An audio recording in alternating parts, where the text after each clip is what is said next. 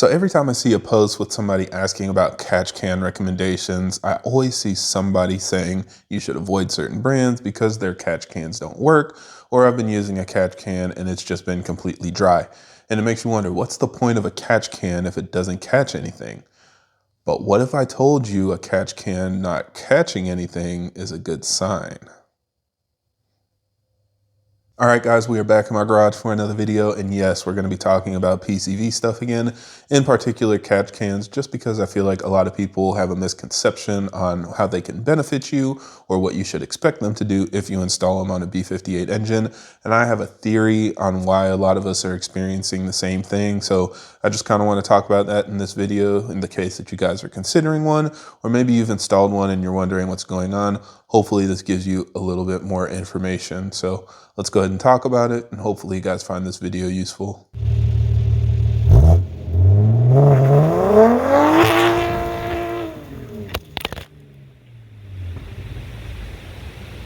Now, as always, for everybody that's new to the channel, I create these videos to help keep you updated on the latest developments in our community, as well as discuss technical topics so that we have a better understanding of how our engines work. So if you're interested in more videos like that, be sure to subscribe because there will be a lot more coming out in the future. So as always, I will have timestamps down below in case you guys want to skip around. So if you don't need this information, feel free to jump forward. But let's do another recap on how the PCV system works. So the purpose of a PCV system is very simple. When your engine is running, it creates a lot of pressure on top of your piston. It's going to compress all of the air that's coming in, ignite that air fuel mixture, and then it makes the big explosion that pushes the piston back down.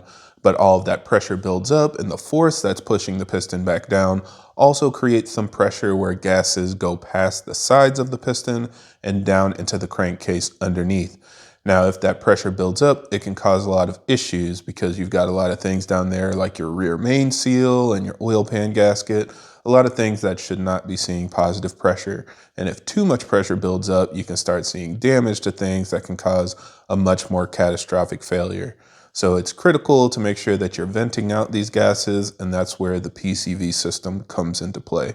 So PCV stands for positive crankcase ventilation, and it does exactly what the name implies. It is venting out the positive pressure that builds up in your crankcase. Now, in a lot of cases, this has to go back to the intake due to emissions requirements. So what you'll see is there will be a hose coming from somewhere on the cylinder head or the valve cover going back into your intake manifold, and then it will get sucked back into the engine and burnt off.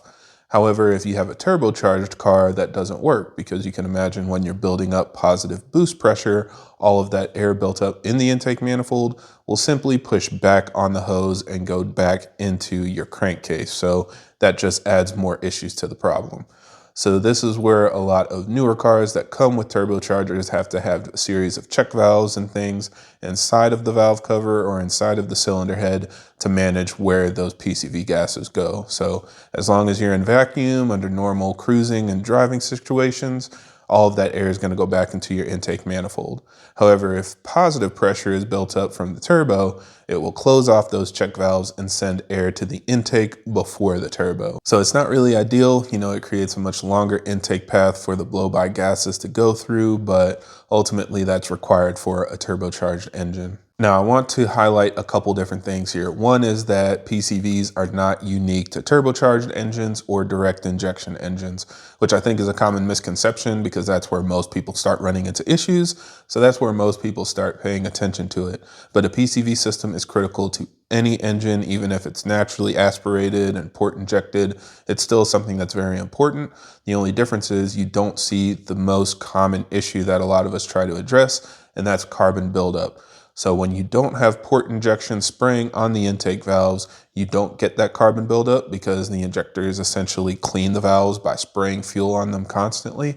But if you have a direct injection car, you don't have anything to clean the valves for you. So anything that's mixed into the blow-by gases, such as oil vapor, exhaust gases, unburnt fuel, all of those things will be mixed into the air coming out of the crankcase and they will collect on top of your valves. So As that builds up over time, it disrupts airflow and can basically cause the car to struggle to intake air, and you need to clean it from time to time in order to get the best performance and reliability from your engine. But even with a naturally aspirated car, this is an issue. Even if it's just getting cleaned off of your valves, it's still getting sucked into your intake. And so that's where the actual benefit of a catch can comes into play.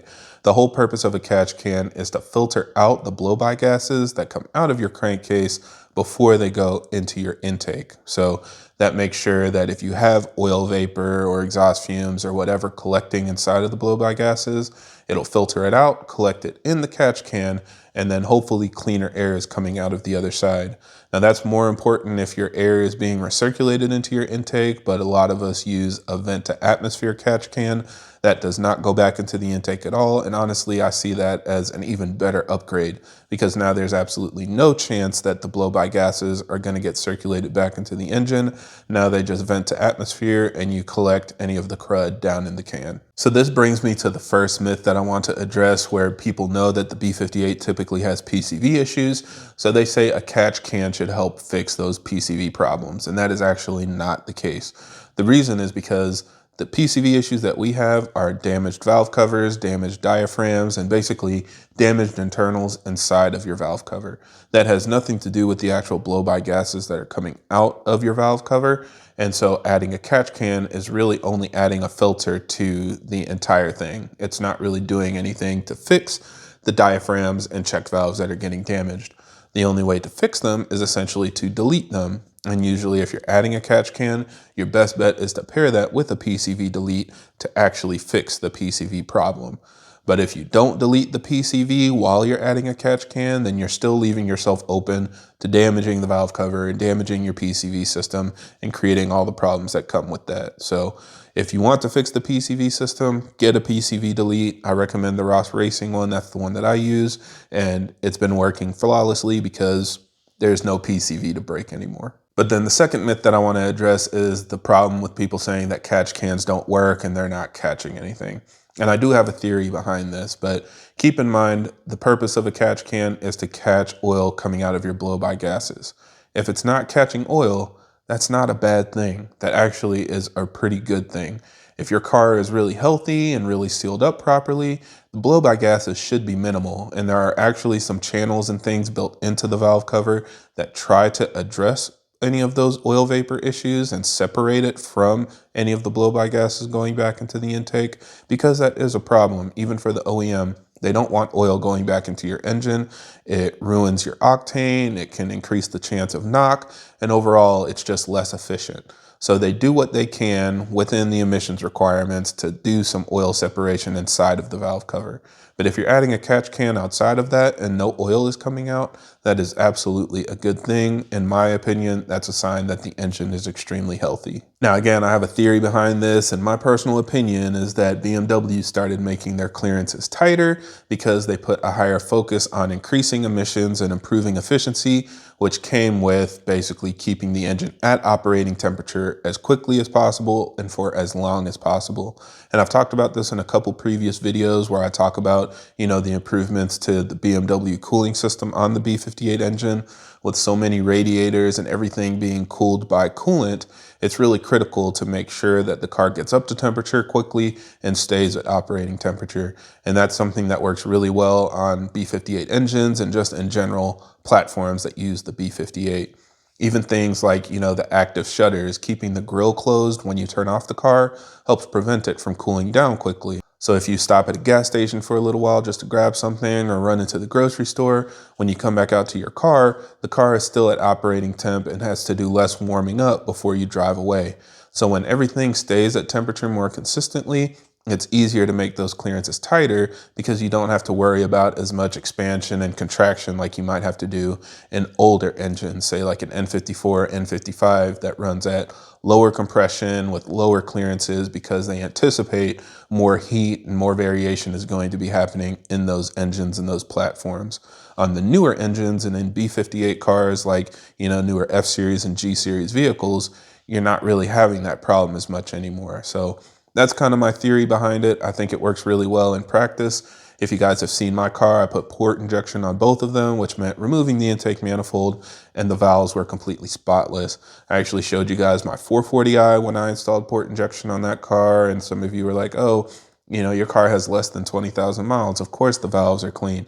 So then we did the same thing on my 340i, and that car had almost 70,000 miles when I put port injection on it. And again, the valves were completely clean. And I would challenge you guys to find anybody with a B58 that can actually show you gunk built up on their valves, even though typically it is a characteristic of DI engines to have some carbon buildup. That's not really something that I see on B58s.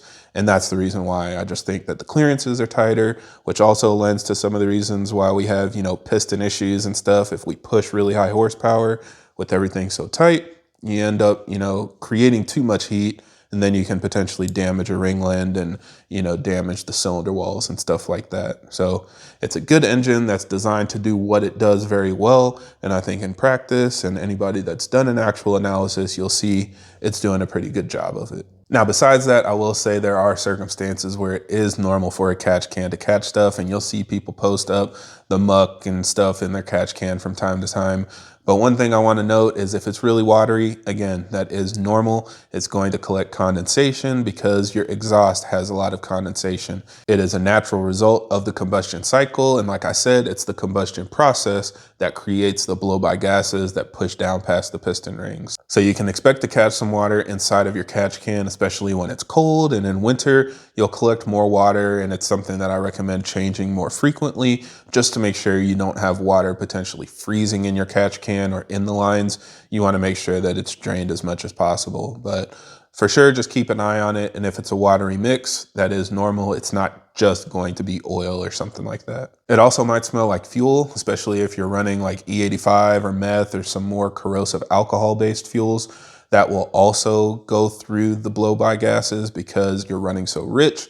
And the way that, you know, it's just the corrosive nature of the fuel, it will get mixed into your blow-by with the unburnt fuel in your exhaust gases. So that you will also sometimes catch in your catch can, and when you're pouring it out, it won't just smell like oil. Sometimes it will smell like, you know, E85 or whatever fuel you're running.